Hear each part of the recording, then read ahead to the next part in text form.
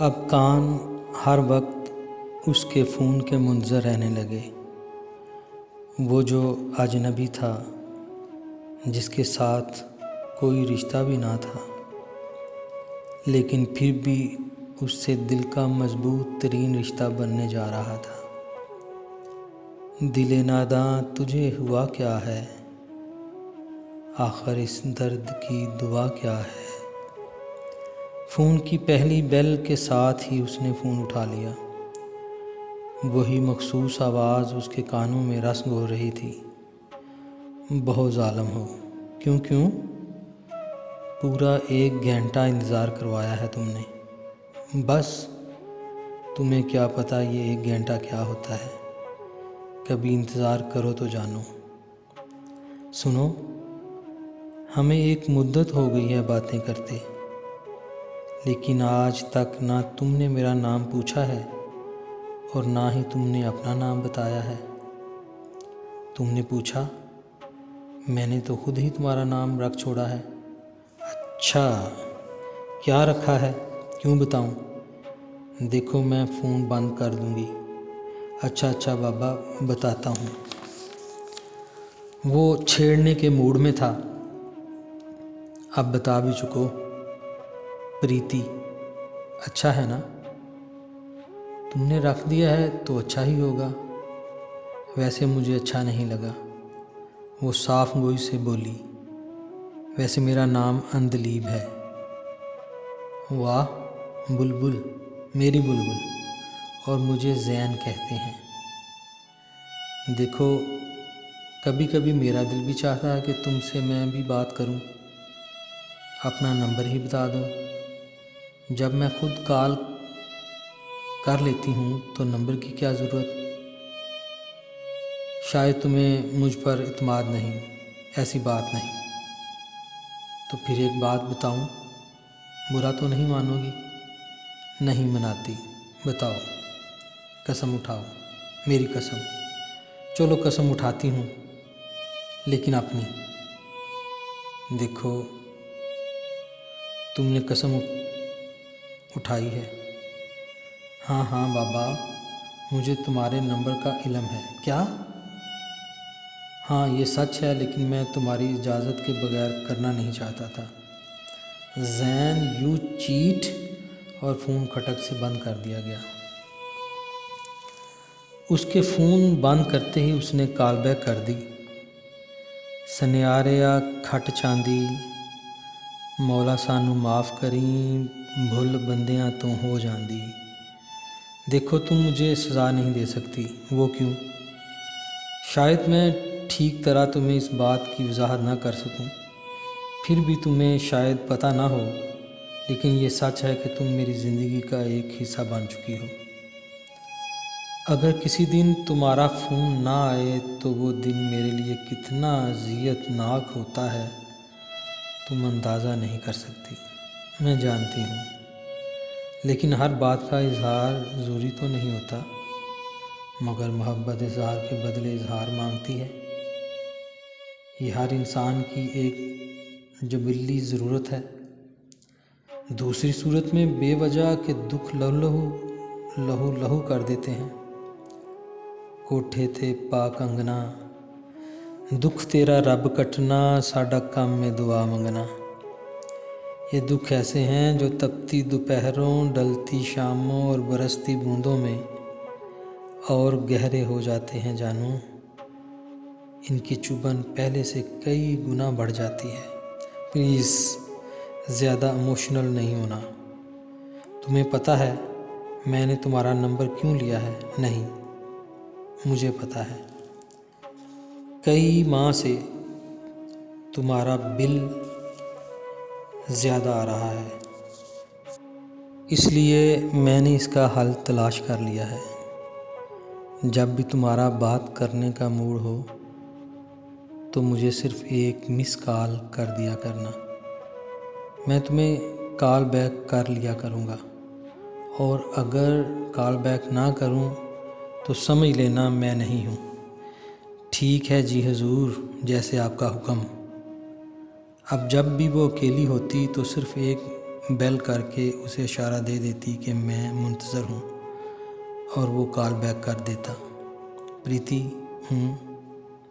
मैं तुमको देखना चाहता हूँ। मैं जानती हूँ मैं ज़्यादा खुशफहमी का शिकार भी नहीं होता। वैसे भी इतने खूबसूरत ख़यालात के होते हुए जिस्मानी खूबसूरती सानवी हैसियत इख्तियार कर जाती है। आजकल कौन समझता है, ये सब कहने की बातें हैं। जब शादी हो जाती है तो यही खूबसूरत बातें और सूरत चढ़ेल लगने लगती है। और कहीं लड़की मर्द से ज़्यादा ज़हीन निकल आए तो वो उस पर भी जलने लगता है। हाँ, किसी हद तक तुम ठीक कह रही हो, लेकिन हर बार ऐसा ही नहीं होता। सच बात तो यह है कि मेरा अपना दिल भी तुम्हें देखने को बहुत करता है। अच्छा चलो, पता नोट करो और 5 तारीख को ठीक शाम 6 बजे आ जाना। लेकिन मैं तुम्हें पहचानूंगा कैसे, वो मैं तुम्हें बता दूंगी। वो हल्के फ़िरोज़ी रंग के सूट में खूबसूरत लग रही थी। शायद किसी शादी की तकरीब के सिलसिले में कहीं जा रही थी। जितना अपने आप को उसने कमतर कहा था वो उतनी थी नहीं, उसके बरक्स थी। उसने उसके अक्स को अपनी आंखों में कैद किया और खामोशी से पलट आया। उसे देखकर बेइख्तियार उसका दिल उस कांच के पैकर को छूने को मचला, लेकिन फिर ये सोचकर कि कहीं हवा में तहलील ना हो जाए, उसने अपना इरादा बदल लिया। उसे देखने के बाद आरज़ुएं और भी ज़्यादा दिल में सर उठाने लगीं। वो तस्वीर जो सिर्फ़ तसव्वुरात की हद तक थी, अब मुकम्मल हो चुकी थी। खाली चौखटे में रंग भर चुके थे। पहली बेल पर ही उसने फ़ोन उठा लिया। कैसी लगी? जब मजनू से किसी ने कहा तुम्हारी लैला तो काली है, तो पता है उसने क्या जवाब दिया था? मैं काली हूँ? नहीं नहीं, सुन तो लो। अच्छा चलो बताओ क्या जवाब दिया था? उसने कहा था कि हुस्न देखने वाले की आँख में होता है। मेरी लैला काली नहीं, तुम्हारी आँख काली है। वैसे भी चाहने वालों को महबूब का हर रंग अच्छा लगता है। अच्छा अब ज़्यादा बातें नहीं करो, सच्ची बात बताओ। सच्ची बात तो यह है कि बड़ी मुश्किल से पलट पाया हूँ। तुम बहुत प्यारी हो। अच्छा अब ज़्यादा मक्खन नहीं लगाओ, ऐसी कोई बात नहीं। तुम फ़िरोज़ी सूट में अच्छी लग रही थी, तो फिर क्या इरादा है? इरादा कैसा? बस तुमको अगवा होने के लिए तैयार रहना पड़ेगा। क्या क्या? भाई ज़ाहिर है तुम्हारी फैमिली मुझ जैसे फक्कड़ बंदे से शादी करने से तो रही। ज़ैन, इस शर्त पे खेलूँगी पिया प्यार की बाजी। जीतूँ तो तुझे पाऊँ, हारूँ तो पिया तेरी। प्रीति, मैं अक्सर सोचता हूँ हमारी इस कहानी का अंजाम क्या होगा। ज़ैन, खुदा के लिए अभी से ये मत सोचो। आँख से दूर ना हो, दिल से उतर जाएगा। वक्त का क्या है, गुज़रता है गुज़र जाएगा। वक्त कितनी तेज़ी के साथ गुज़र जाता है, एहसास ही नहीं होता। कितना अरसा हो गया है तुमसे बातें करते हुए। जाने क्या क्या ना हम दोनों ने बातें की होंगी। इकट्ठा करो तो पूरी एक किताब बन जाए, जिसमें सिर्फ मेरी और तुम्हारी बातें ही हों। वो बातें जो हमारे होंठों से निकलकर इन खलाओं में कैद हो चुकी हैं, जिन्हें हम दोबारा पकड़ना भी चाहें तो नहीं पकड़ सकेंगे। प्रीति, कभी कभी मुझे बहुत डर लगता है कि तुम मुझसे आखिर छीन ली जाओगी और मैं तुम्हारी यादों के जंगल में खुद को तलाश करने के लिए पीछे रह जाऊंगा, एक लुटे हुए मुसाफिर की तरह। तुम आजकल बहुत ज़्यादा ज़ूद रंज नहीं होते जा रहे? हाँ, तुम ठीक कह रही हो। मैं जिस चीज़ की तरफ भी हाथ बढ़ाता हूँ वो मुझसे दूर भागने लगती है।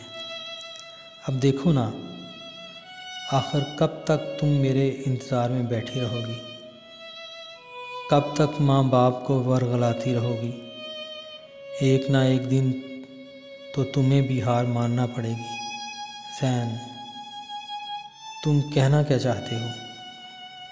पता नहीं मैं तुमसे क्या कहना चाहता हूँ। देखो, जब तक मैं वक्त से लड़ सकती हूँ मुझे लड़ने दो। आखिर उस कहानी का अंजाम क्या होगा मुझे नहीं पता। और उसने फ़ोन बंद कर दिया। वो काफ़ी देर यूं ही बेहिस्सो हरकत बैठा रहा। गहरी खलीज से सोचों ने उसे घेरे रखा। इस खलीज में गिरना तो उसके इख्तियार में था, लेकिन निकलना उसके इख्तियार में ना था। यही बेहतर है बिछड़ जाएं कदम दो चल कर, फिर जो बिछड़ेंगे तो क्या क्या न रियाजत होगी। कई दफ़ा ऐसा भी होता है, इंसान की छठी हिस्स इंसान को आने वाले वक्त का पहले से इशारा देने लगती है। इंसान जैसा सोचता है वैसा ही हो जाता है, और कई दफ़ा जो वो सोचता है या वह जो करना चाहता है काम उसके उल्ट ही होता है। वो जो सोच रहा था या महसूस कर रहा था, आखिर वही कुछ हुआ। फ़ोन उठाते ही प्रीति की घबराई हुई आवाज़ उसके कानों से टकराई। जैन, खुदा के लिए कुछ करो, अगर कुछ कर सकते हो तो। क्या हुआ? खैर तो है? खैर ही तो नहीं। आज सुबह अम्मी ने हुक्म सादर कर दिया है कि शाम को तैयार रहना, तुम्हारी आंटी आ रही है तुम्हारी मंगनी के लिए। जैन, मैं मर जाऊंगी।